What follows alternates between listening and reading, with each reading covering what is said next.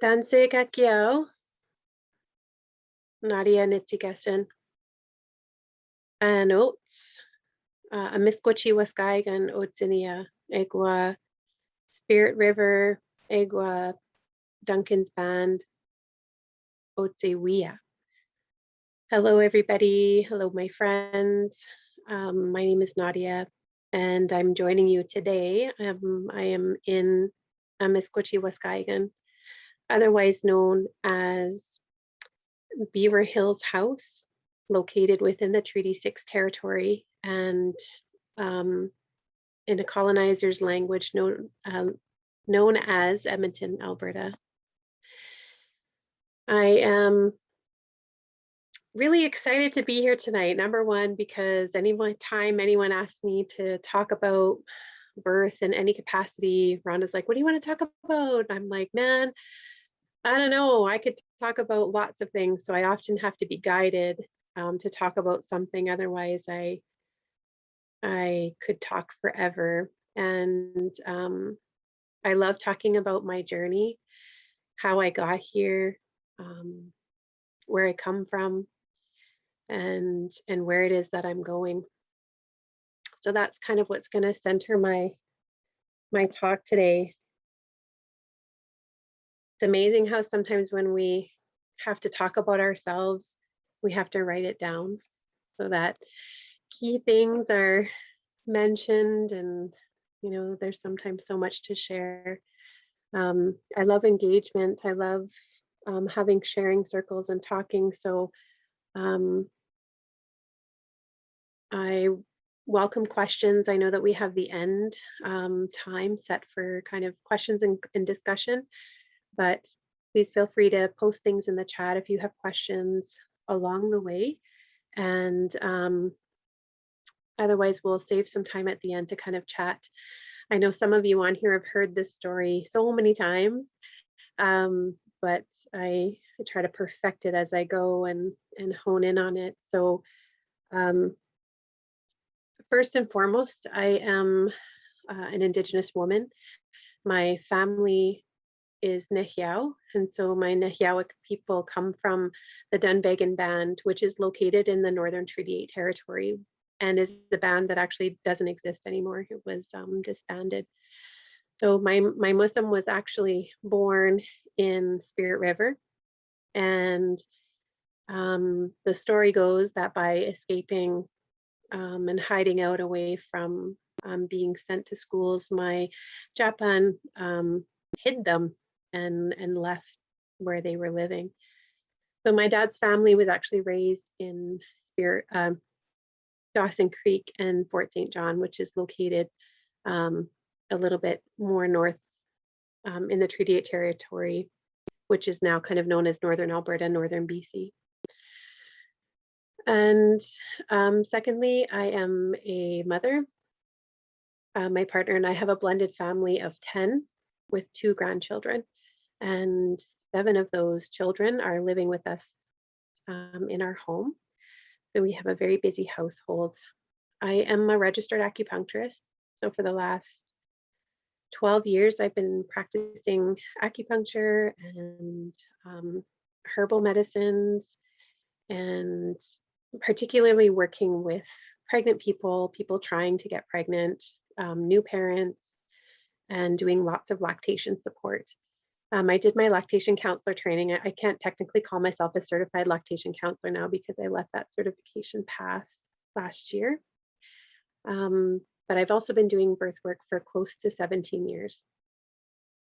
And within that 17 years, I've been able to blend together my clinical work, and in the last 5 years, I've been able to immerse myself in my culture and start to really understand who I am and who my family is. So like I kind of talked about, my partner and I, we have our blended family, and my partner and I are quite involved in ceremony. And about 4 years ago, it was after our Alaska birthworker gathering. I was so pumped up afterwards. Margaret was finishing up her midwifery stuff, and Carol was there. Everyone's like pumping me up. So I applied for midwifery and I didn't get in. The GPA was high, it was like 4.0 to even get an interview, and I didn't get in. And that summer I met my partner, and he was heavily involved in ceremony. And after some time, I thought, this is how I'm going to learn, this is how I'm going to study the Indigenous midwifery part, is I'm going to go to ceremony and I'm going to sit with the old ladies. I'm going to present protocol and ask to learn about those teachings. And full well knowing that I needed to do a lot of healing myself. So that was a big shift in my journey. I also want to talk about how things have shifted in terms of my perspective on the work that I'm doing. So as a young child, I used to play. I always think I had these things. I played a lot by myself when I was little. I don't know if anybody else has those recollections. I had an older brother, but I was never allowed to play with him because I wasn't cool enough most of the time. But I remember playing, and I remember playing in the basement that I was playing emergency room, and I was the pediatrician. And that I remember writing down healthcare numbers, writing down what their problem was, like how it was that I was going to help them. So even from a young child, like a young age, I was doing things like that, and always trying to be a mummy, always having babies everywhere. And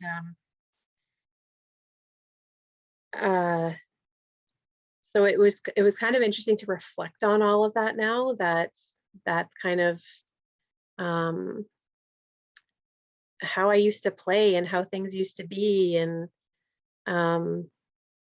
kind of a foreshadow for how things were going to turn out.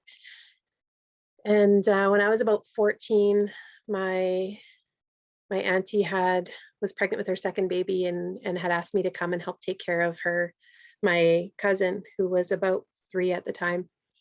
And it just turned out that week my auntie actually had to go in for an emergency cesarean because the baby wasn't doing well. So I was left with this 3-year-old, and I was 14. And so that was kind of my first job besides babysitting, where I was like a little mummy. And in our Cree language, the word for auntie is little mummy, nigawis. And so I have a picture, my auntie always shows it to me, of me holding my newborn cousin. And she always tells me, like, that was the beginning of your journey that week, because I just knew how to take care of him. He was super tiny. And so life kind of took its course. I went to university, I studied. I started off studying phys ed, and then I moved that into a Bachelor of Science in Kinesiology. So that's my former life. And after graduating from university, I moved up to Edmonton, and I found my way into acupuncture. And something, I had heard the word doula before, and I didn't really know what it was. And I thought, well, I'm going to look into it. And I thought, well, I'm not really sure if I feel comfortable supporting people who are having babies if I haven't had a baby yet. And, Creator was like, sure, here's a baby. So I found out I was pregnant just before I was about to start in the acupuncture program.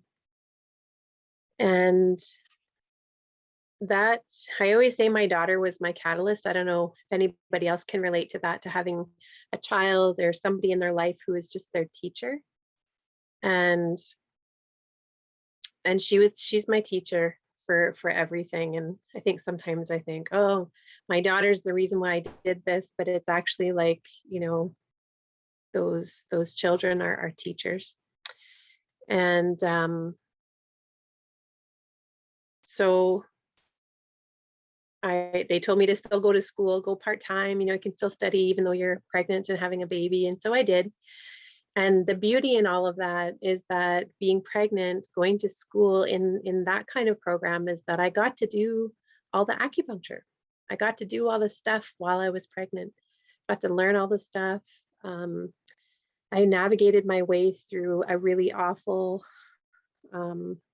first meeting with an obstetrician who, they feel compelled to have to do an internal exam to say, like, to confirm your pregnancy. And I'm like, well, yeah, that's why I'm here, because I'm pregnant.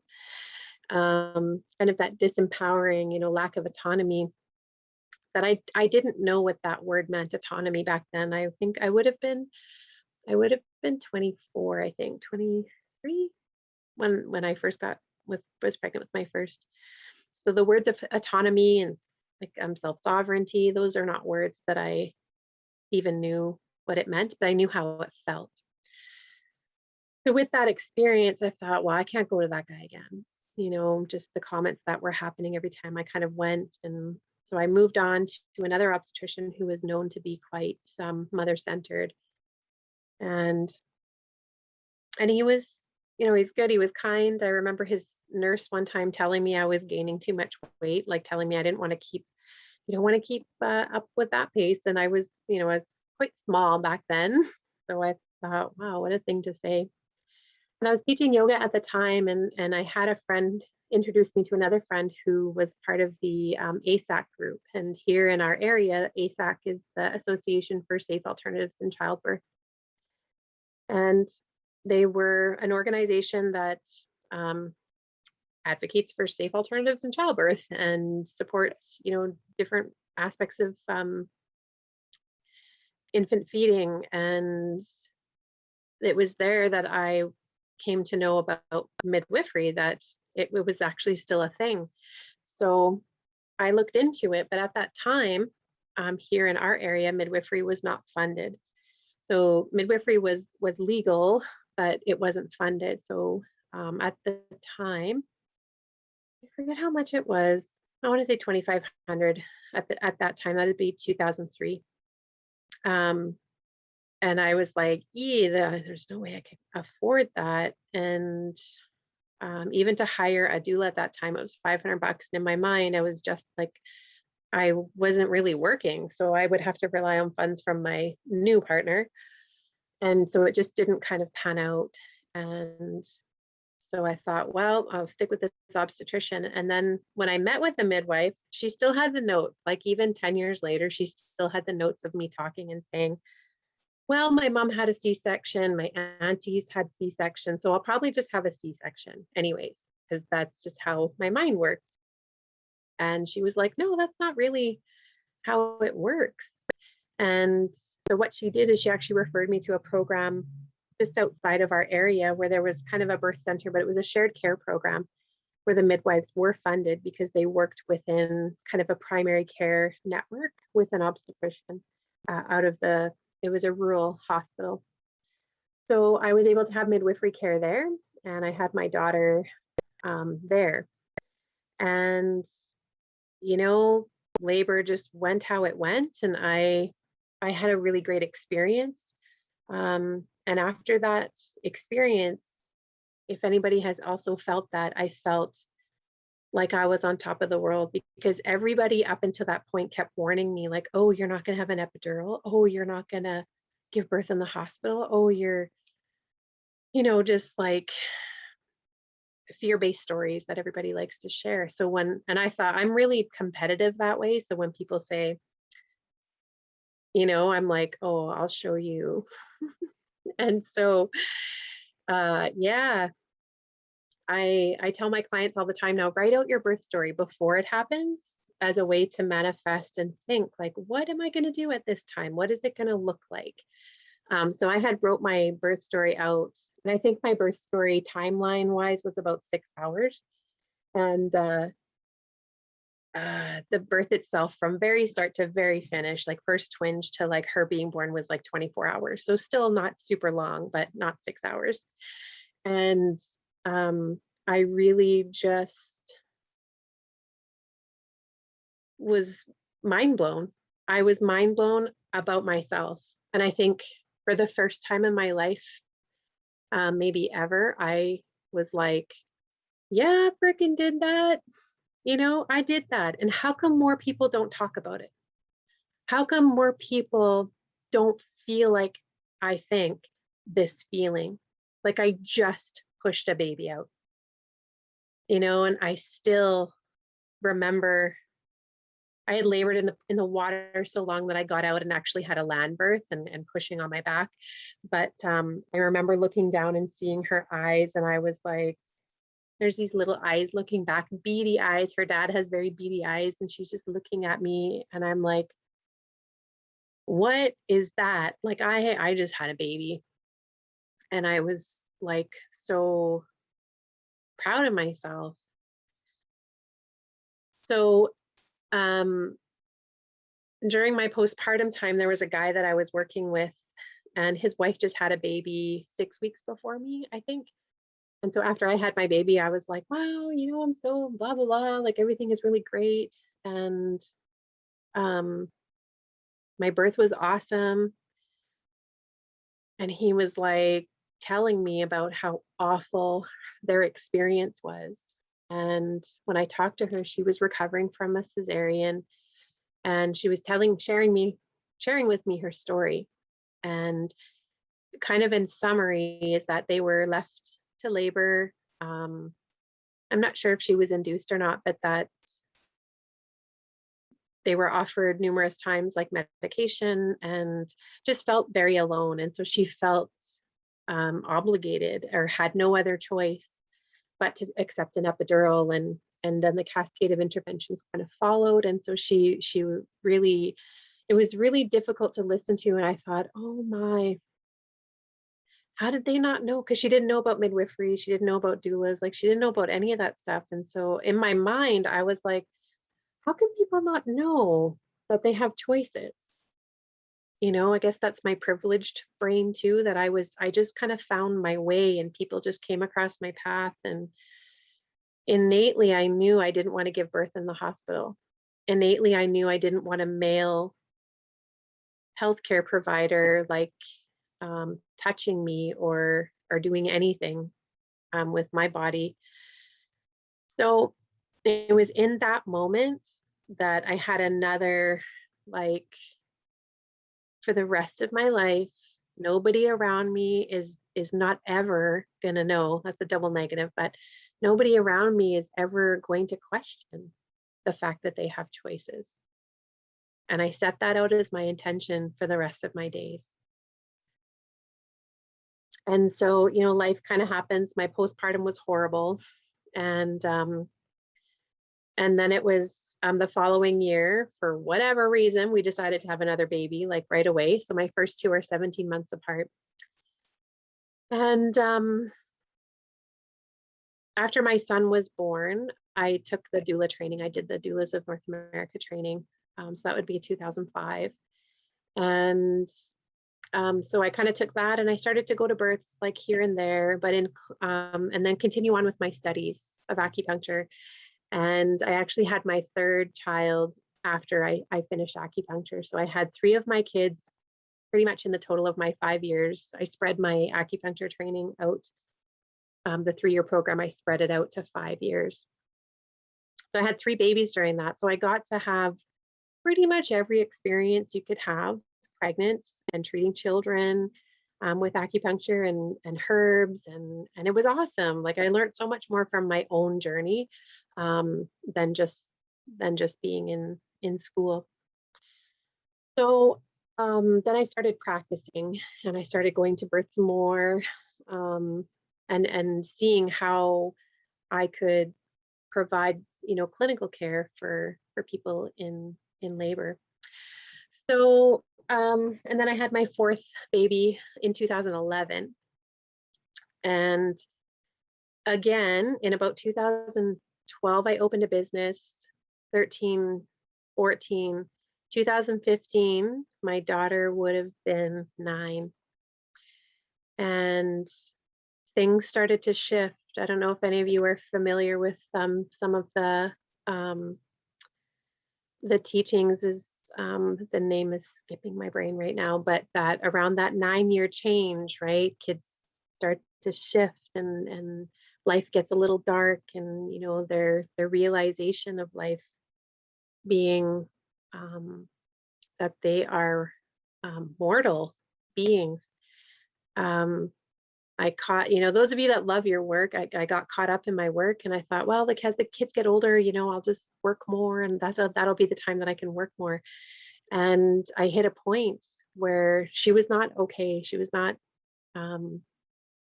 she was kind of in this beginnings of depression almost. And I thought, oh my goodness, this went on for a couple of years. And about 11, she would be talking like really dark thoughts, and it's kind of normal for kids to go through all these range of emotions, but I just had a feeling I couldn't work how I was working. I was running a business that was busy, doing births. The on-call life is busy, and yeah, home life was just kind of erratic a little bit. So it was her again who indirectly and from a nonverbal stance made me realize that I can't be running around doing all of this stuff for other people, and my home life is, my children are not okay. So in 2016, I started to dismantle my work a little bit.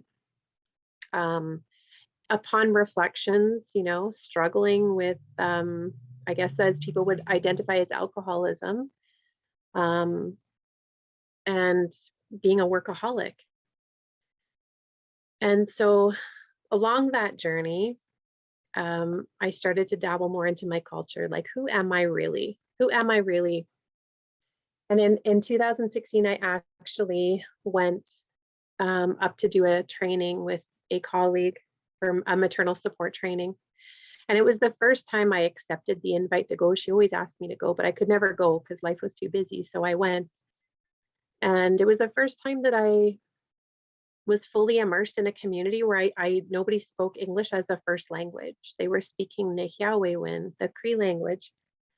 And most of the times when we go to places and we don't understand, we kind of feel like left out, or and it was like coming home. Even just being that far north, we were up in a place in northern Treaty 8 territory. The area is called the Little Red River Cree Nation. And particularly John Doerr Prairie is where we were. And yeah, it was really transformative for me. And also because my new friend that I met on the trip, Darlene Auger, now she's Dr. Darlene Auger, had a conversation with me, and it was the first time that anybody really just said, it doesn't matter how Indigenous you are, you're any part of that, you're a person of the land. And like most of us growing up, a lot of us were not raised within culture. I was raised the farthest thing away from culture. My dad, everything related to culture was about like the scary res, like don't ever drive through the res, don't ever hang out with like the res guys, stay far away from Indigenous men, drinking, sexual abuse. Like that's how it may not have been directly verbal, but that was the like, the non-verbal cues that I received growing up. And however, I didn't spend a lot of time with my Muslim, but when he did come, I always remember now he would speak the language. So I never felt part of anything. My dad didn't come from a reserve. My dad wasn't status. He always told us we were Métis. And until I met my kid's dad, I thought I was Métis. And then after that, I thought, man, he's Métis. They speak Michif. They have a very distinct culture. I am not Métis. But that's how the government recognizes me. So it was the first time in having that conversation with Darlene, it's like someone gave me permission. It was an invitation. It was a non-judgmental statement. And I just went with it. It was all that I needed. It was that conversation about intent. What is your intention? And when I was up in John Doerr Prairie, I thought, I don't know much about culture. I only know what I know and what I've read and maybe seen. Hadn't been to any ceremonies. Well, I was at a sweat lodge once, but in reflection, it happened how it happened. But I went to a sweat lodge once and I never went back again because I was so it was such an overwhelming experience, and I never had any preparation for it or understanding of why it was so hard. Um, so that was in 2016, and I thought, there's always this piece about reciprocity, giving and taking and accepting and receiving, teaching and sharing, that I thought I'm going to go about this journey with that intention, that I will share, because by that time I had been doing birth work for about 12 years. And I thought, I know a lot about birth, that I'm going to use that knowledge and the other protocols that are in place, and I'm going to learn about my culture. I'm going to learn about where I come from, and I'm going to learn about my family. And so that kind of started it. And I thought, there's got to be more people like me. There's got to be more people who are Indigenous but white presenting, and maybe have lots of birth knowledge, or some, or want to learn. And there's got to be more. So I started to bring some people together. It's like people just kind of came out of the woodworks, like, oh, I'm Indigenous. And so we kind of just started to come together. So that was 5 years ago. And that was kind of the birth of Indigenous Birth of Alberta, the creation of it. And so much has changed since then. It was, we are just jumping in with both feet, like, we're going to support Indigenous families. This is what we're going to do. And then when you realize what you don't know what you don't know. And when you realize what you don't know, that was March. By August, April, May, June, July, August, 6-7 months, I was burnt out. I thought we were going to start working with some organizations, work with the families that they had, that, they, most of their clientele were youth. Most of them were at-risk youth, youth who might be houseless or transitioning. And I did not realize the amount of information and skills that I lacked at the time. That privileged mind was so apparent at that time, mixed in with traumas as well. But we always say our clients are our teachers. My sister Lori is on here, my birthworker sister. And so I'm going to be using lots of her words that she's taught me. But during that time, I started volunteering at an organization called iHuman Youth Society. And so they provide services to inner city youth who may be houseless or have multiple barriers. And I was volunteering in the family room. And at the time, life at home was tense. Things were not going so well in my marriage. And I just thought, how am I going to do this on my own? And here I am supporting all these people, most of them single, most of them struggling in relationships. And I just was inspired.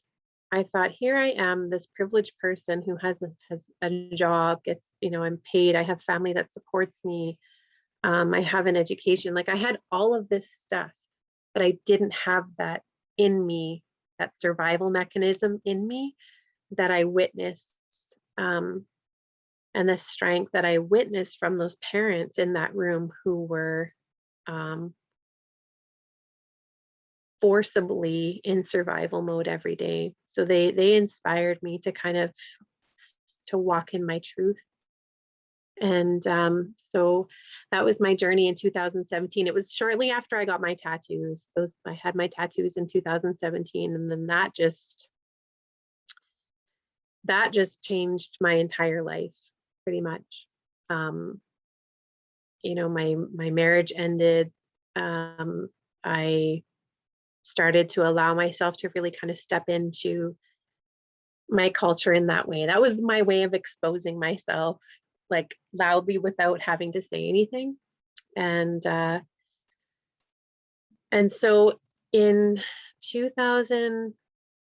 at the end of 2017, that's when I met all these wonderful, strong Indigenous birth workers in Alaska.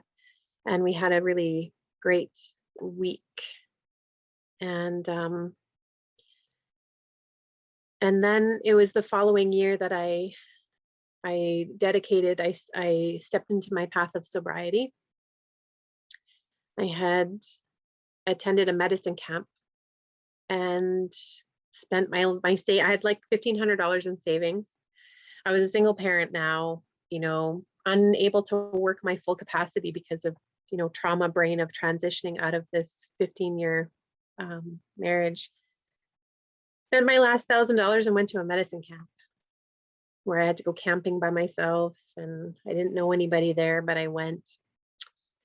And that's where I met my now partner, and he was big into ceremony. He's an escapiosa, one of the ceremonial helpers. And from that point, that medicine camp, I felt it in my body that I thought, I'm gonna go on a journey of sobriety. So I decided to take that step. And so that was in 2018. And that whole summer I spent kind of like, I felt like a groupie. I was just following him around to all the ceremonies. And, we have chicken dances up here, sun dance lodges, sweats, all of that stuff. And so that kind of started, and that became my life, where we were just immersed fully in ceremony. And I eventually started to meet more of the old ladies and the women and the other folks that were in the ceremony, on the ceremony trail, to really learn about the different dynamics and starting to question things. And my birth work was kind of on hold because it was difficult to be on call. As a single parent, I don't have a lot of support up here in terms of family. So I kind of went on hiatus for a bit. And after supporting the folks at iHuman, I realized I had a lot of stuff to work on. A lot of us in the helping field, we go out there to help. We go out there because we want to help, and we want to, be someone's support, and we want to fill those gaps and be there. And what I realized is that I had my own stuff to deal with, whatever it was. I didn't know for sure, but I needed to do some healing. So that's where the ceremonies came in. And I started to realize within my birth work, right, we need to do some more ceremony, not even just for our families, but for ourselves.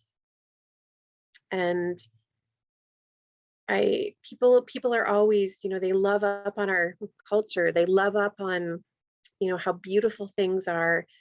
And what I was starting to realize is that because of the lack of ceremony and spirituality in all of this, that's where a lot of our suffering came from. The TRC, the Truth and Reconciliation Commission, came up with a report. I think it was about in 2016, maybe 2015. And like points 19 through 23, 25, all point out about, they make little references to prenatal care and pregnancy and parents and that. And so when everybody keeps talking about the TRC and how we're going to change things, I'm like, how come no one's talking about birth?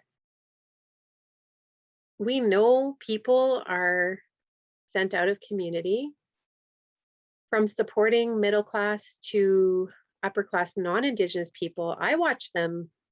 I witness, obstetrical violence regularly.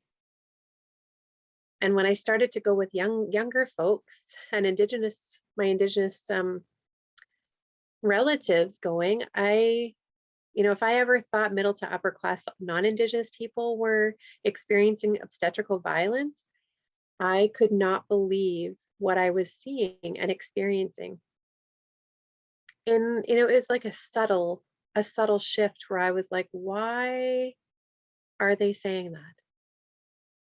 The subtleties about it. It wasn't like outright like, oh, you brown squaw, whatever. Like, it wasn't that. It was the inappropriate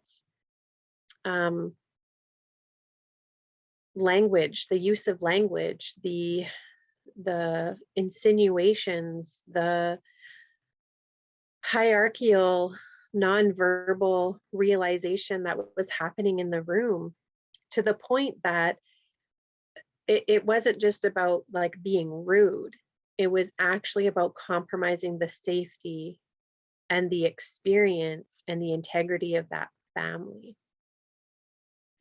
So when I think about, the beauty of the ceremonies, I know now that those ceremonies actually are about the survival of our people, about welcoming babies into this world in a good way, not just because it's beautiful.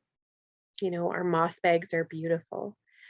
The songs are beautiful, but they actually have a survival piece to it. So that was kind of, those are big turning moments, right? Where we're not just out doing the work, we're going to go support every family because they need extra support. We'll get them a midwife because, midwifery is, it got funded in 2009 here. So everybody wants a midwife. So what I started to realize once I started unpacking my privilege as much as I could, that so many of our people remember midwifery. They remember their parents talk about siblings being born at home, or how their cookum, their grandmother or their auntie caught babies at home. They remember that, but so often people don't realize that midwifery exists today. And so when we talk about midwifery, again, it's a survival, it's a piece to our survival. It's key, because those midwives have the ability to support those families and incorporate those ceremonies and the medicines and the teachings that enrich that family's experience when they bring the baby earthside. So I've shifted my thinking and my narrative over the last 5 years from being like, oh, I just want to be a midwife, I want to do all this stuff, to actually needing to be that person to set the stage moving forward, that the shift in maternity care for our people needs to happen. And it doesn't need to happen because somebody wants to, just have a doula at their birth. Our role is in becoming a part of that family. In 2017, the Native Youth Sexual Health Network teamed up with us here at Indigenous Birth of Alberta, and we presented a full spectrum doula training here, and it went really well. And if you've ever been to those, I know lots of people have been to them, or they facilitate them, or they create them. It's so jam-packed with information, so jam-packed. And we had ceremony, and that was the first time that I was like, yeah, opening with a pipe ceremony, having elders come in and share their stories. It was awesome. But after that, there was this realization that a lot of people who did the training never really kind of used that knowledge. Sometimes people, often the language was that they didn't feel comfortable. There wasn't that mentorship piece where they could follow somebody and understand how to do the work confidently. And I think a lot of the times, as I mentioned before, when we're doing this work, if we don't have any self-reflection about what are where's my capacity at, that if I'm overworked, or I'm triggered because I'm with a family whose baby got apprehended, or if I'm with a baby who went through when the baby returned to the spirit world, if I'm unable to cope with that because of my own things, then that's where I need to start. No matter how much I go off and support people, it's not really going to heal that part in me in a good way. I need to work on myself. Darlene Birch Those of you that don't know, she's a midwife in Manitoba. She joined us a couple weeks ago, and to hear her stories, I just loved listening when she talked about fasting. She talked about sun dancing, and it just really made me feel really good about that, knowing like for a lot of people, those are the places that we go when we're needing something, teachings, when we're needing to pray or ask for something. That was really relatable for me. And so that's kind of where I'm at today.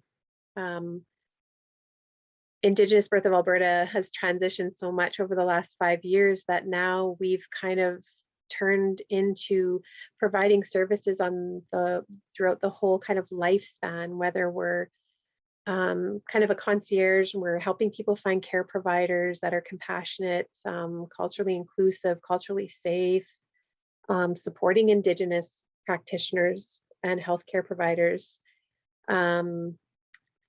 opening up ceremony for people, the door to ceremony, showing them where they can go and learn, pray, heal.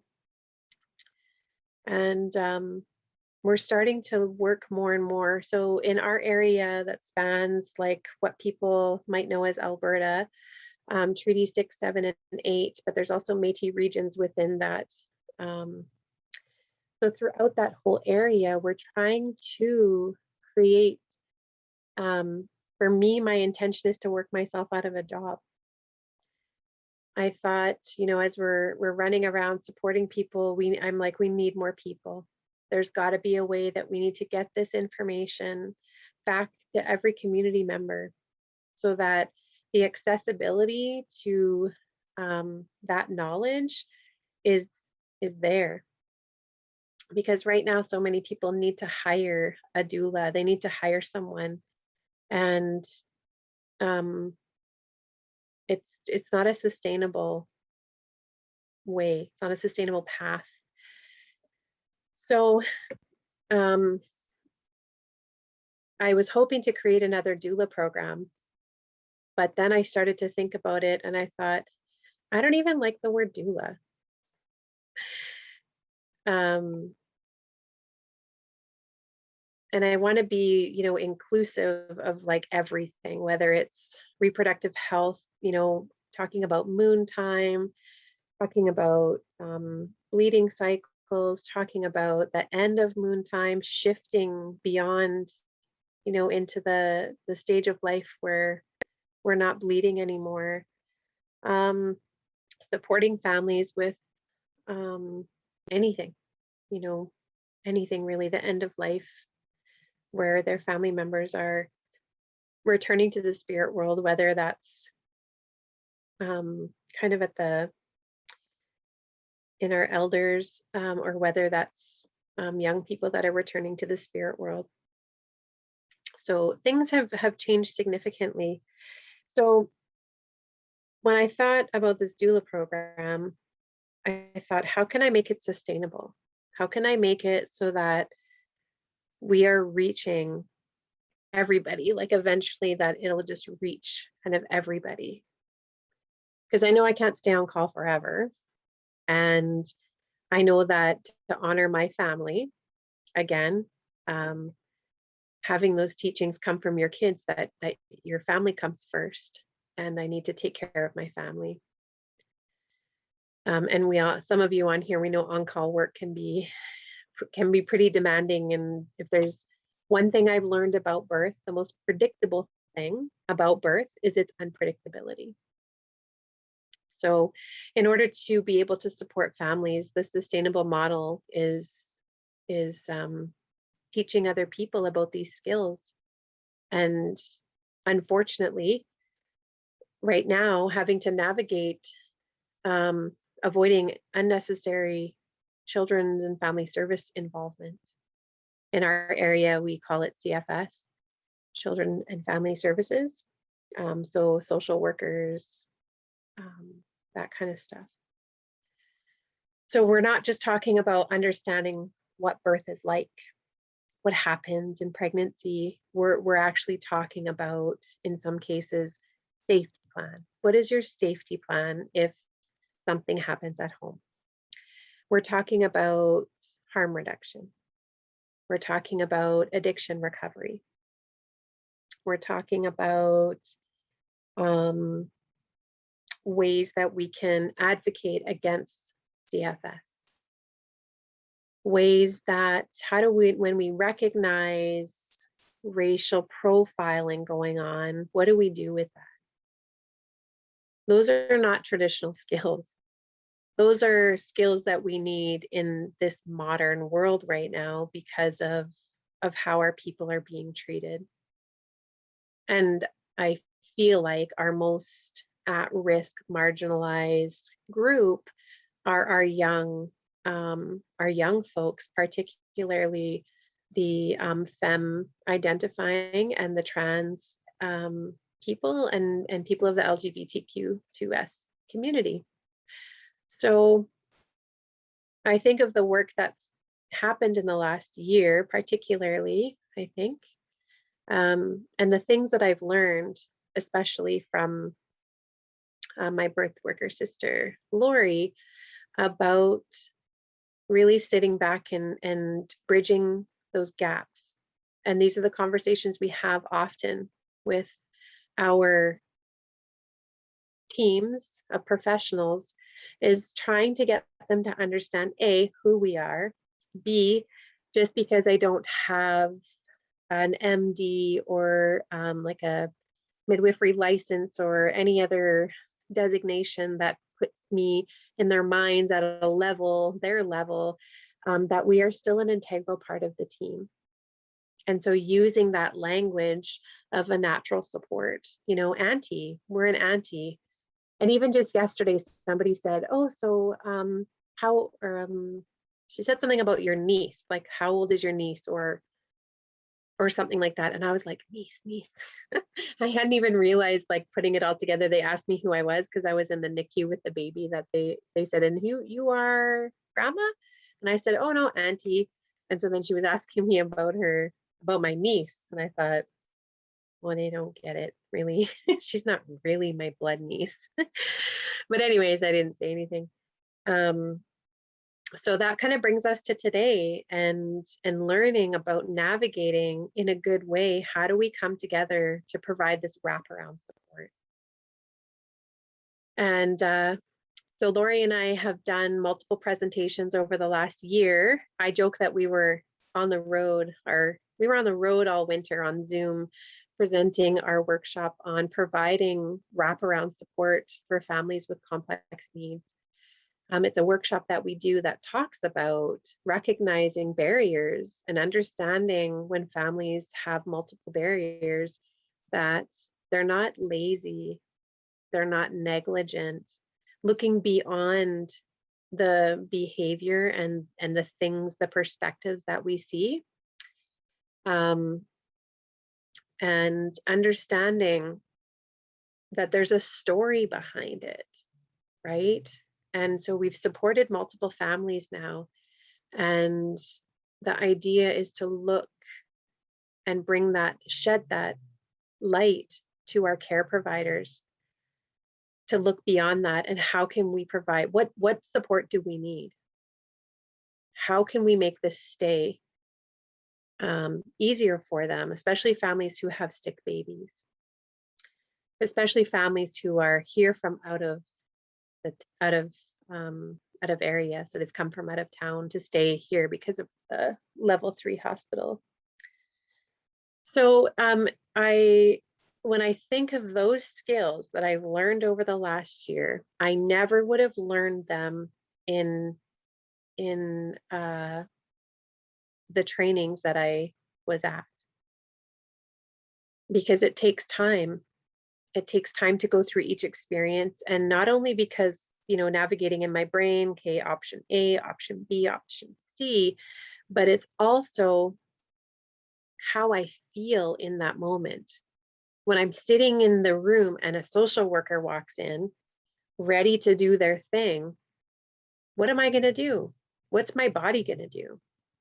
Am I going to fight? Am I going to fawn? Am I going to speak confidently? Am I going to speak for my client? Am I going to victimize my client by saying, putting them on the spot? Like, how does that look? And so the experience of it and going through things is monumental, priceless than just learning. So with that thought, I was like, that's it. I'm gonna offer a mentorship to people who want to do the work. And not because I know everything.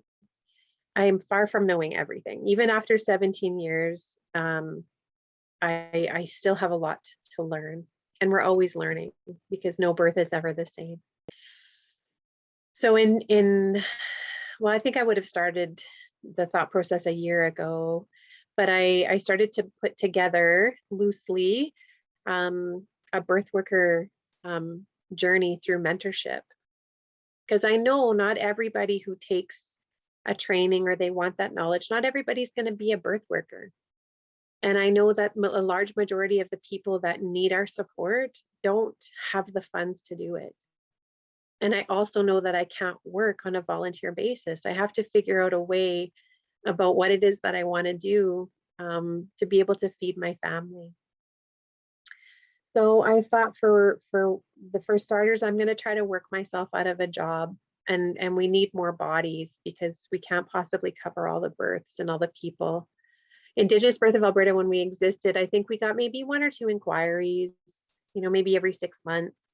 And then about 2 years ago, maybe every couple of months, we'd get, a couple people.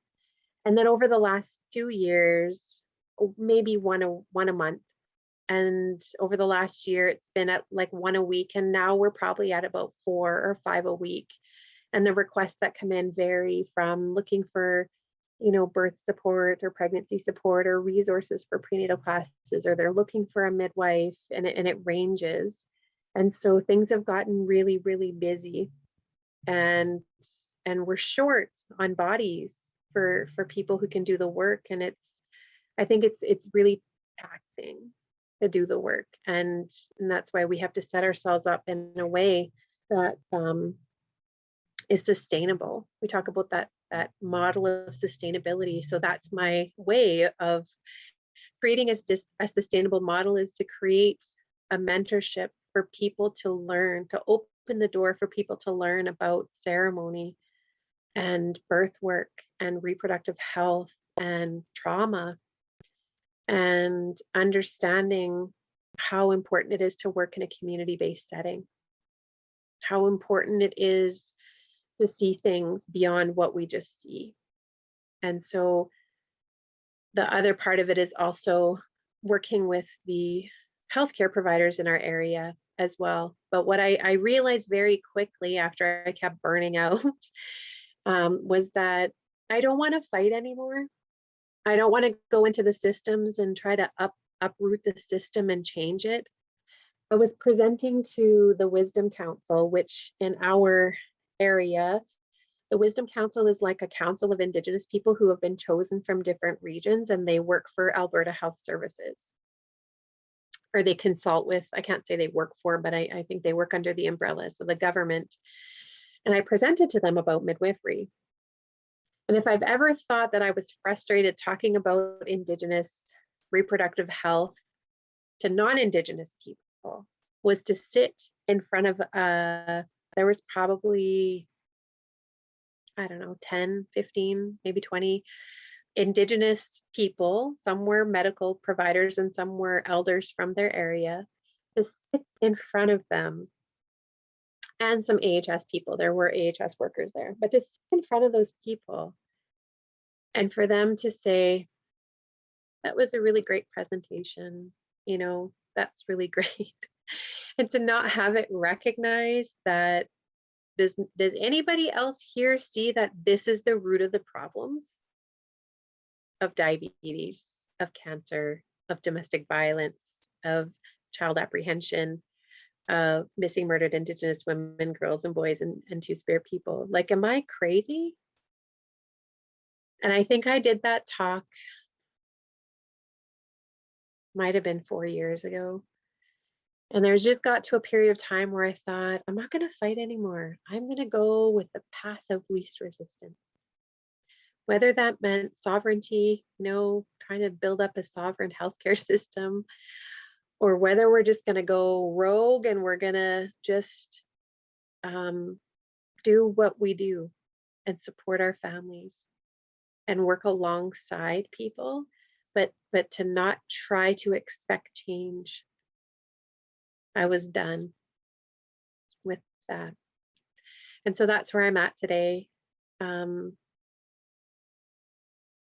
I work with really great people who have similar visions. We get frustrated, we get really joyful. I was at a birth yesterday that was awesome, and some of the births that we've been to that have just been awesome. And we have a team of support around them, still working out the kinks and trying to figure out this, but being that person in between, like the natural supports of the family, if there are any. Sometimes a lot of our families don't have healthy natural supports. And so they're often just kind of on their own, maybe with a worker, but then also looking at the supports from the medical community. But in between still lies this gap. And so many families fall into that gap. And, it's housing, it's food insecurities, it's addictions, it's all of those pieces that,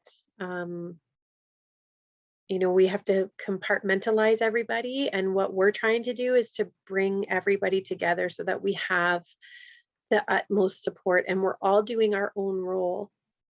I'm not good at finding housing.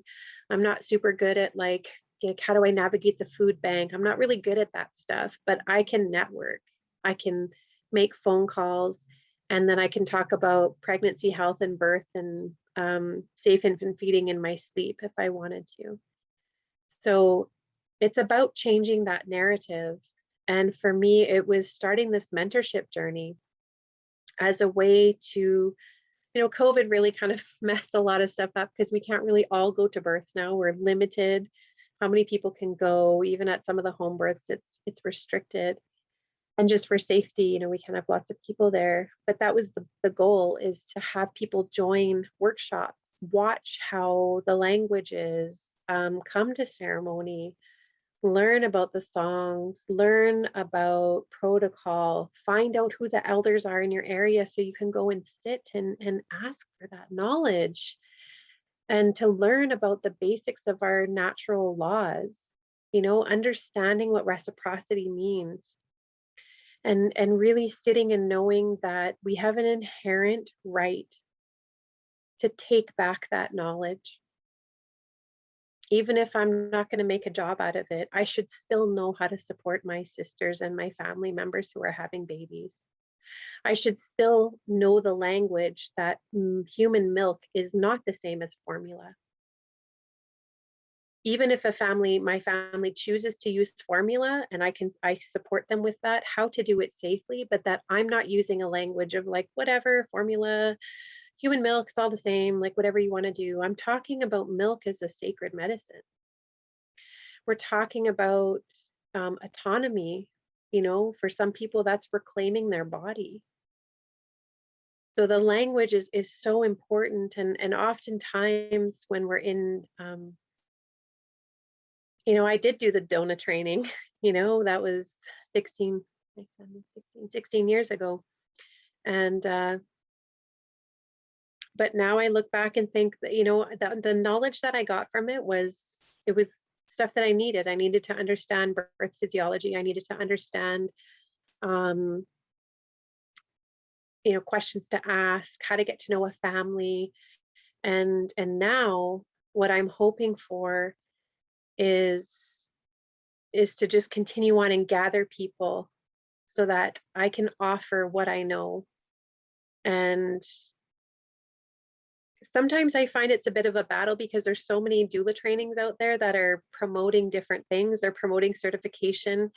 The doula organizations in our area and like in the province, we often find that the work that they do creates even more gaps because a lot of times we're going in to support families, not just because they've hired us to be there, but because of that piece that I was talking to before about actually protecting families and keeping families together and minimizing trauma. That's our role. So especially now in COVID, it's gotten pretty, not easy, but it's been good because we've really been able to go into those spaces under a different umbrella. So they say, "Oh, you're her doula," and I'm like, "No, I'm her auntie. I'm here as her cultural birth worker. I'm here as her cultural birth helper." Just using different language and different titles and relationship dynamics to really realize. And I don't know if it's because of everything that's been going on, nobody seems to be putting up a battle at all. They're just like, okay, okay that you're here. I'm singing as that baby's coming in, and like nobody's saying anything or anything like that. So it's been really great. And so some days are really tough. You know, sometimes working with families, you know, we had a really complex case recently, and I would go to bed thinking like, I hope we're not messing this up. Like there was a support team around. We're trying to keep this mom with her baby, trying to keep CFS at bay, trying to support her, like doing everything that we need to do. And it was everything short of just moving in with her. That I thought, if we could just stay there, you know, teaching the support workers at the building where she works at, like, please check in on her, please make sure that baby's being fed at this time, and that, you know, this and that and this and that, and really just educating. And at the same time, I was like, what are we doing? Oh my God, I was so stressed, and now we're getting more cases like that, and we're working with a couple local organizations, and the one I'm like, I want to do this because I really want to show people that like having a team, midwife, OB, GP, aunties, addiction counseling, an RN, like we were all there, and like social services still poke their nose in. And I'm like, how did this happen? Birth alerts are like illegal. So how did this happen? And so then we circle back and trying to mitigate that so it doesn't happen again. And that's what separates us from a lot of maybe Western doulas. You know, I don't even spend time talking about comfort measures with people. You know, we're just having tea and laughing and trying to make sure that everybody's got everything that they needed.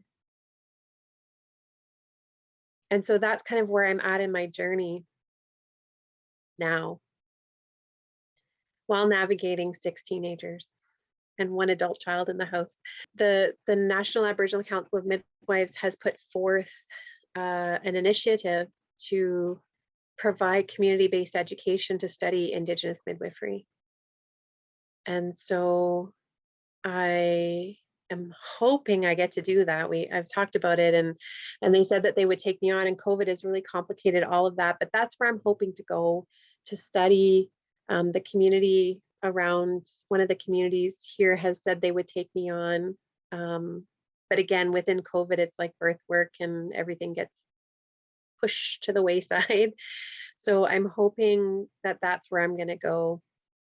And not just to catch babies, but to do all the other stuff, you know, reproductive health education, talking about lactation and safe infant feeding, and the ceremony piece of it is really important to me, putting it all together. That's where I see myself. And I always tell people, you know, classic today, me rushing in from somewhere after being somewhere, to show up to share my story tonight, that life is busy.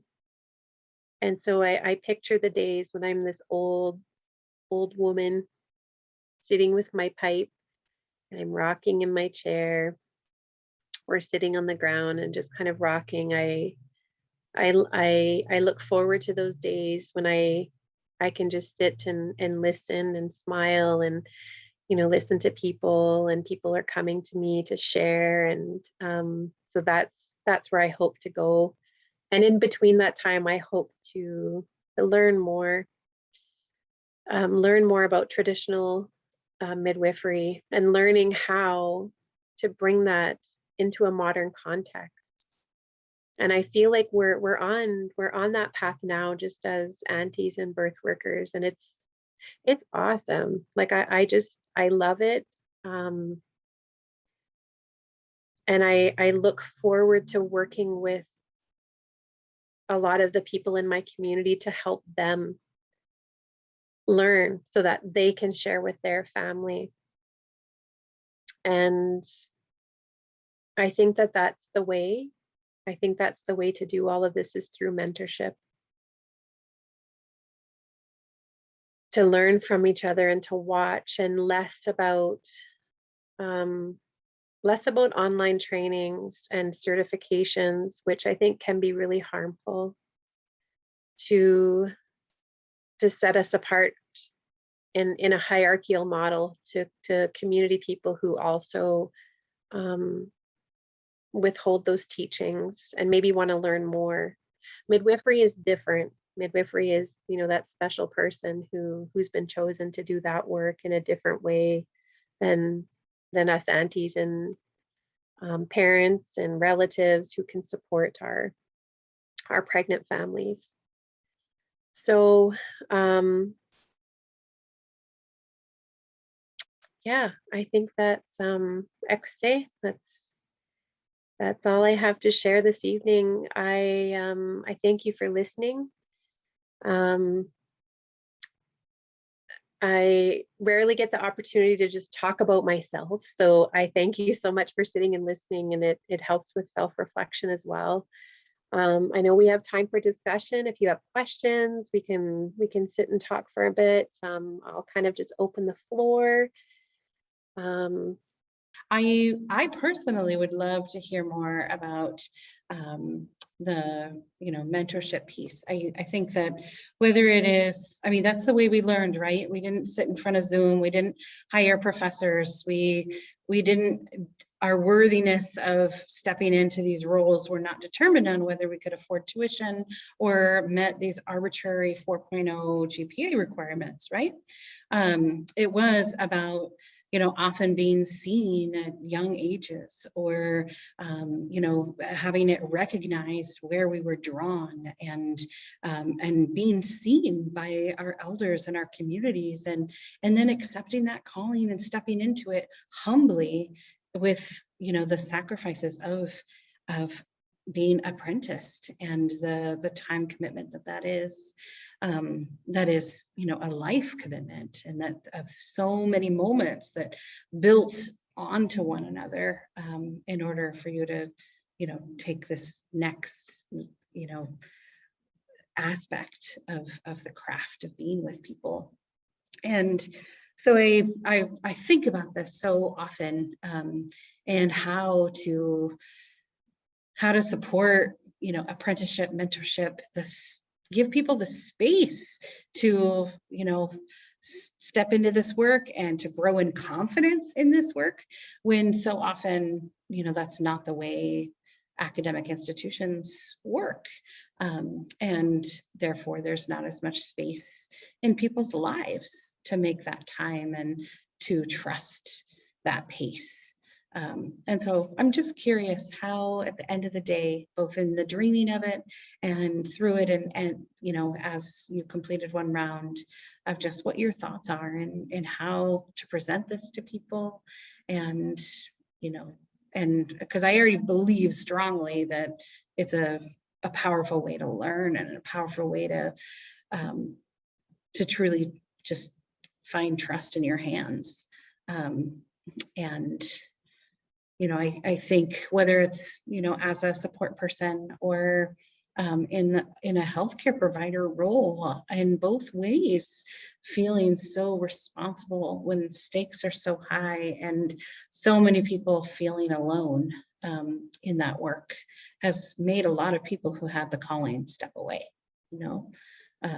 So yeah, there were a lot of questions there, and you know, that's one area that I would just love to see if you were able to share a little more. Yeah, I guess I didn't really share the particulars of the mentorship. It's been a learning curve for sure. And I forget that we're all on different points of our journey. And I think sometimes when people love the idea of learning, and I'm one of those where I'm like, yes, sign me up. And then you're like, dang, 13 months is a long time. And so the way that this is structured, the idea is that the mentees would have a mentor. So at first I thought, oh, I'll just do this. But then the interest was so big that I ended up there's 5 of us. And so there's a group, and it's we're sitting on Zoom, right? Because we can't gather in person. So when that happened, I thought, well, I'll accept people from out of our area because we're going to be sitting on Zoom. And it even transformed into like we're having our pipe ceremonies online, like throughout times that we couldn't gather together. So it was really, it didn't go as I thought it was going to go. And so with that, it was beyond what I thought that we were capable of. And I talk about this all the time.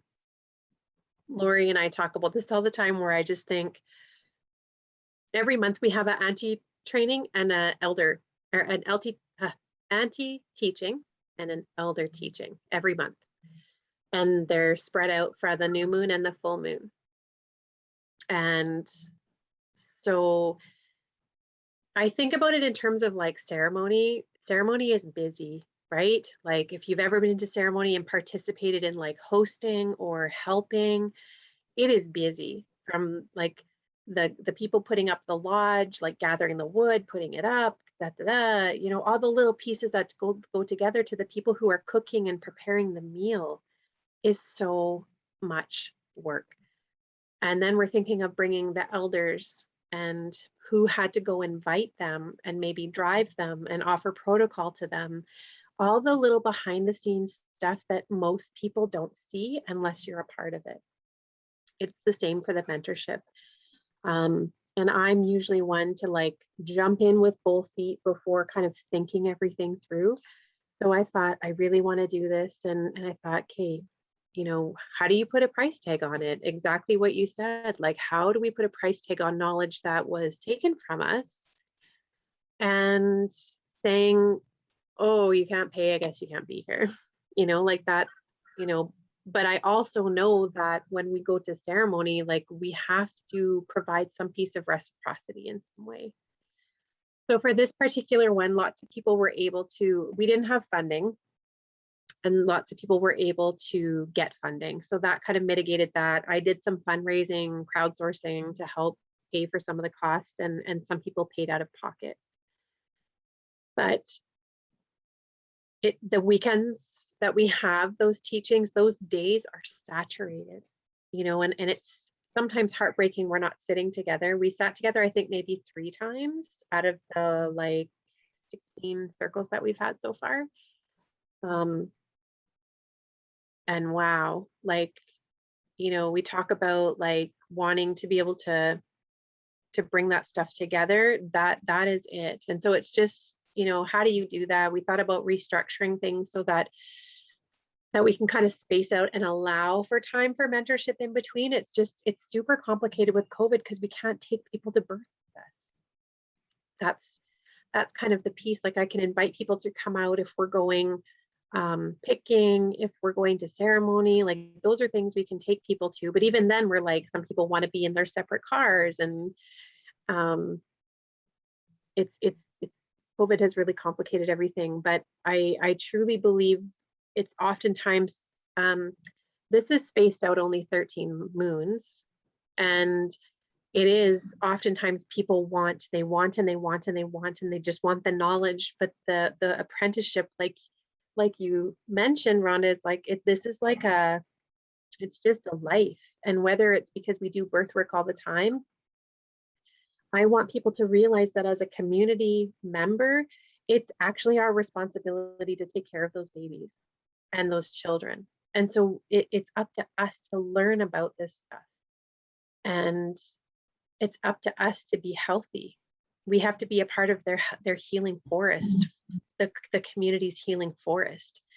So we often look at it like that medicine wheel, like there's 4 directions to it. There's like the physical, emotional, mental, and spiritual aspect of everything all the time.